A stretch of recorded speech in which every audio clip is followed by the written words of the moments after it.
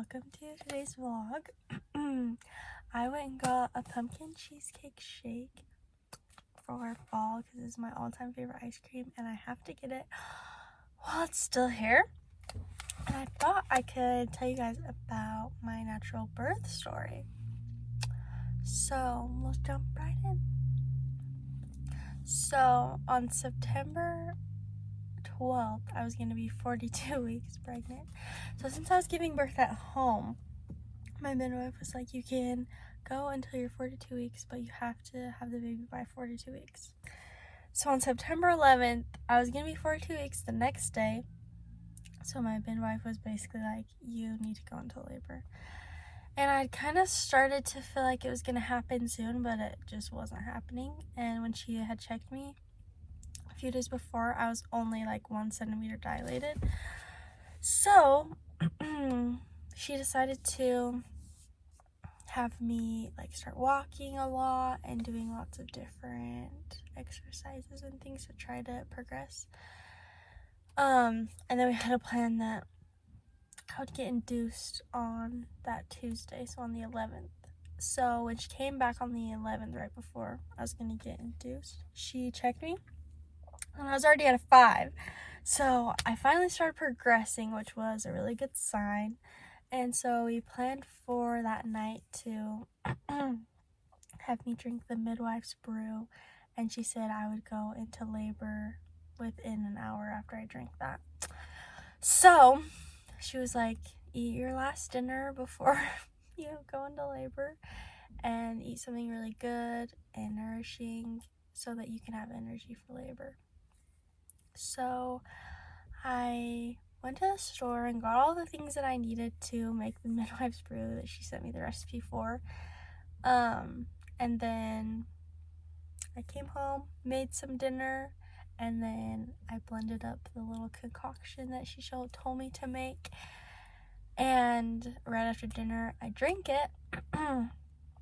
And then it probably took an hour. It wasn't that bad, honestly. And I'm a really picky eater, so I was surprised that I didn't vomit from it. But it really didn't taste that bad to me.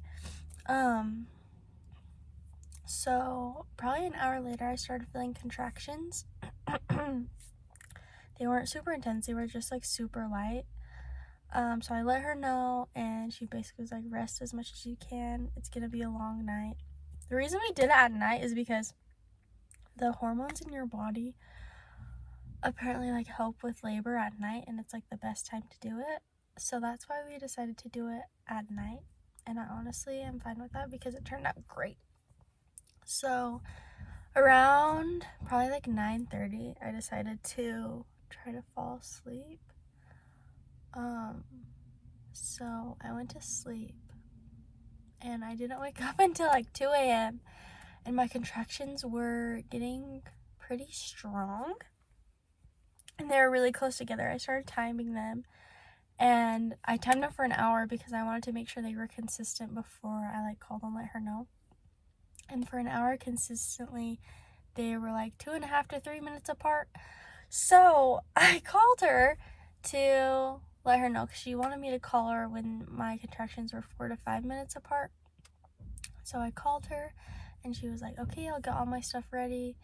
And she lived like an hour away from me, so she's like, I'll get all my stuff ready, get in the car, and head your way. So at this point, I went and woke up my husband and let him know that I was in labor, and I was like, the midwife's on her way, so we gotta get ready. So yeah, this time I was just kind of like breathing through contractions and trying to stay as calm as I could, and I was sitting on my birth ball because it was just helping me feel really relaxed and calm. And it was honestly like a really amazing experience, just like being like so connected with my body in that moment. Like I had some candles lit, I had the lights off, and I was just like really focusing on my body and what I was feeling and trying to stay calm so that I wasn't in more pain. Anyways, so about an hour later, my midwife got there and she checked me really fast, and I was already at 8 centimeters dilated. So it was kind of like, oh my gosh, we need to get everything ready really fast because this baby is coming soon. So that was at 4 a.m. on the 12th when she got there, and they were just setting everything up. They set up the birth pool, and I got in, and that was really relaxing and really nice. And my contractions were still probably the same distance apart. They didn't seem like they had gotten like closer together. And at some point within the next hour, she checked me again, and she was like, oh, you're at 10 centimeters dilated. Like, you can start pushing whenever you want. And like, I've always heard people talk about like they knew when they were ready to start pushing. But like, I was like, oh, if I'm at 10 centimeters dilated, then that means like I can start pushing. So I think I kind of started too soon because my body wasn't like actually ready to be pushing, and like it wasn't actually wanting to do that yet. So I think that was part of the exhaustion that I felt later on in the story. So I kind of started pushing a little bit, but I wasn't really progressing at all, and that probably went on for like an hour or two. And I wasn't really making any progress, so my midwife had me get out of the tub and put me into a different position to try to see if we could get the baby to drop down lower so that she could come out.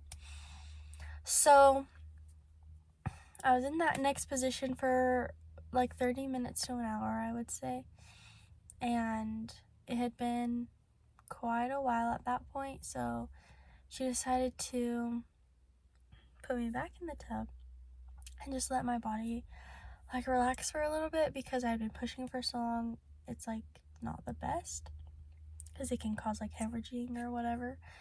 So I got back in the pool and they just like kind of let me rest. And at that point I like felt my body was like pushing and like trying to move the baby down. So it was honestly like hard at that point not to push, whereas before it was like hard to push because my body wasn't ready for that. So I sat in the pool for probably like 2 hours just like trying to relax, but it's really hard to relax when your body is like literally in labor and like trying to get a baby out. So I was in there for like 2 hours, and I was like, okay, I got some water, had a snack, and I was like, okay, I'm ready to like really, let's do this. Like, I'm ready to have this baby.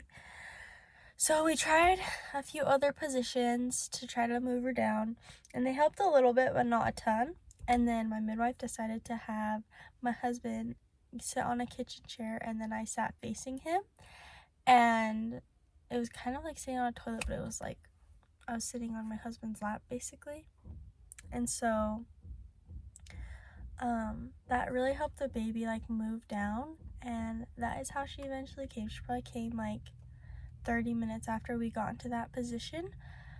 And honestly, it was so cool that like me and my husband were so connected in that moment. I wanted him to be able to catch the baby when she came out, but that didn't happen, unfortunately.